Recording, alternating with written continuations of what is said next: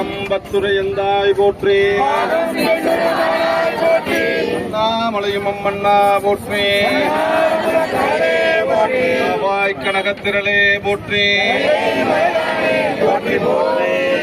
வேல் முருகனுக்கு, வேல் முருகனுக்கு, தனி முருகனுக்கு, வாபுரி முருகனுக்கு, வேல் முருகனுக்கு சரணம். முருகா சரணம்.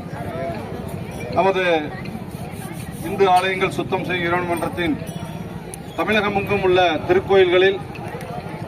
திருக்கோயில்களை தூய்மையாக கடைபிடிக்க வேண்டும்.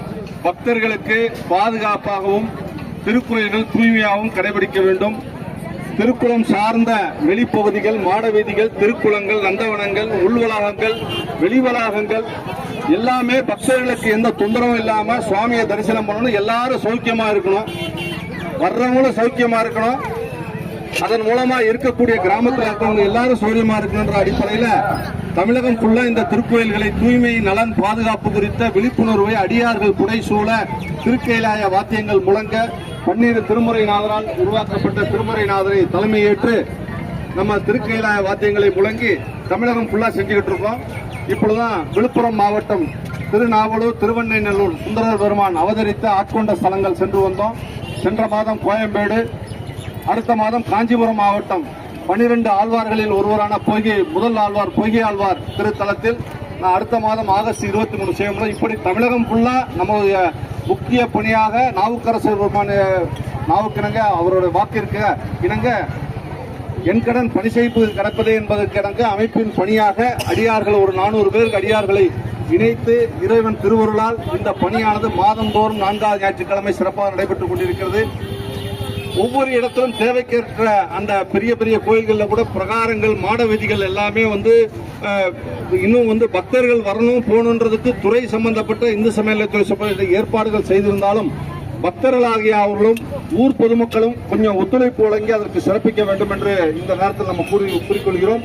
இன்றைய நாளில் நம்ம இந்த சிறுவாபுரியில நமது அகத்தீஸ்வர பெருமான் திருக்கோயில், வைகுந்தவாச பெருமாள் திருக்கோயில் மற்றும் திருவாபுரி பாலசுப்ரமணிய சுவாமி திருக்கோயிலில் நம்ம தூய்மை பணி, அதாவது உழவார பணி செய்ய மேற்கொள்ளவும், அதற்கு முதல் விஷயமாக இந்த ஒவ்வொரு திருக்கோயிலும் தூய்மை நிலை கடைபிடிக்க வேண்டும் என்று இந்த சிறுவாபுரி மக்களுக்கும் பொதுமக்களுக்கும் இங்கு இன்று வருகை புரிய சுவாமி தரிசிக்க வரும் பக்த கோடிகளுக்கும் விழிப்புணர்வு ஏற்படுத்தும் வகையில் இன்றைய நாள் இந்த விழிப்புணர்வு பதாகைகளை ஏந்தி நம்ம இந்த மாதிரி கோயில்களாம் வைத்துக் கொள்ள வேண்டும் என்று விழிப்புணர்வு பிரச்சனைகளை வழங்கி நான் செஞ்சுட்டு இருக்கோம். இந்த பயணம் ஒவ்வொரு 25வது வருடமாக இதை செய்தாலும் ஒவ்வொரு இடத்திலும் இன்னும் பல மாவட்டங்களில் இன்றைக்கு ஒவ்வொரு கோயிலையும் நிரந்தரமாக உழவார தொண்டர்கள் உருவாயிருப்பார்கள் என்பதுதான் இந்த அமைப்பின் இலக்காக நடந்து கொண்டிருக்கிறது. இறைவன் திருக்கணியால் நிறைய கோயில்கள் அந்த பணி நடைபெற்றிருக்கு. இன்னும் மேலும் அது நடைபெற வேண்டும். பக்தர்கள் உருவாக வேண்டும், பக்தர்கள் தொண்டர்களாக உருவாக வேண்டும், உழவார தொண்டர்களாக நாவுக்கரசு பெருமானின் அடியார்களாக உருவாகி ஒவ்வொரு கோயிலும் தூய்மை நிலையை கடைபிடிக்க வேண்டும். இங்க வர்ற கோயில்களுக்கு வர்றவங்க முக்கியமா இந்த அர்ச்சனை இதெல்லாம் பிளாஸ்டிக் கவரை நம்ம ஒழிக்க வேண்டும். அதுக்கு இந்து சமயத்துவமாக நோட்டீஸ்லாம் ஒட்டியிருக்காங்க, அதை கடைபிடிக்க வேண்டும். மற்றும் துணிப்பையை தான் நம்ம யூஸ் பண்ண வேண்டும். மற்றும் உள் வளாகங்களை சுத்தமாக வச்சுக்கணும், வெளி வளாகங்களையும் சுத்தமாக வச்சுக்கணும். நம்ம வீட்டில் வாசலில் ஏதாவது ஒரு குப்பையை போட்டால் பக்கத்து வீட்டுக்காரன் எப்படி சத்தம் போடுறோமோ அது மாதிரி நம்ம வீட்டுக்கு ஒரு கிணத்துல ஏதாவது ஒரு பால் பாக்கெட்டை பக்கத்து வீட்டுக்காரன் போட்டால் எப்படி சத்தம் போடுறோம், அது மாதிரி குளமும் ரொம்ப முக்கியம், கோவில் நுழைவாயிலும் ரொம்ப முக்கியம்.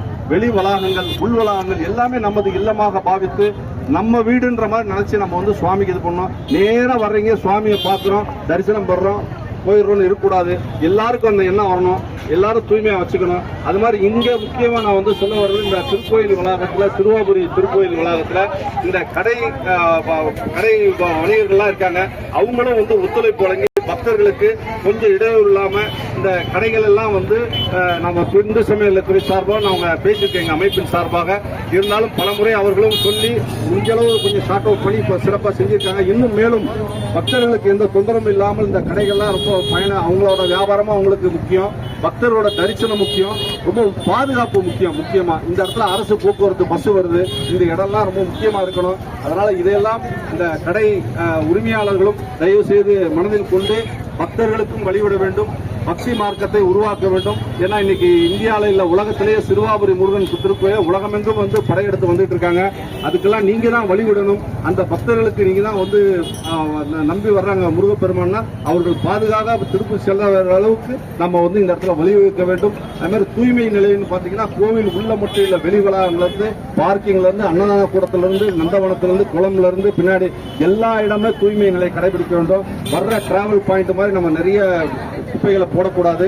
கோவில் உள்ள அவங்க துறை சம்பந்தப்பட்ட பணி செய்தாலும் அவர்களுக்கு ஒத்துழைப்பு வழங்க வேண்டும். அது மாதிரி திருநூறு குங்குமம் எல்லாம் கொடுத்தா நீங்க தயவு செய்து அந்த தூண்ல போடாதீங்க.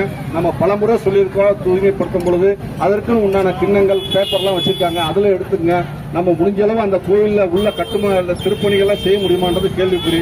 செஞ்ச விஷயத்தை நம்ம பாதுகாப்பா வச்சுக்கணும், தூய்மையா வச்சுக்கணும் தான் வலியுறுத்துறோம்.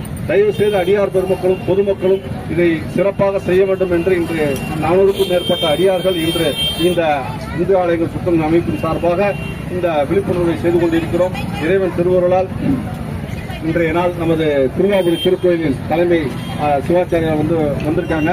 மற்றும் திருக்கோயில் நிர்வாகத்தின் சார்பாக ஜேசி மேடம் என்று ஏசி அவர்கள் வரவுள்ள சூழ்நிலை இல்லைன்னு சொல்லி சொன்னாங்க.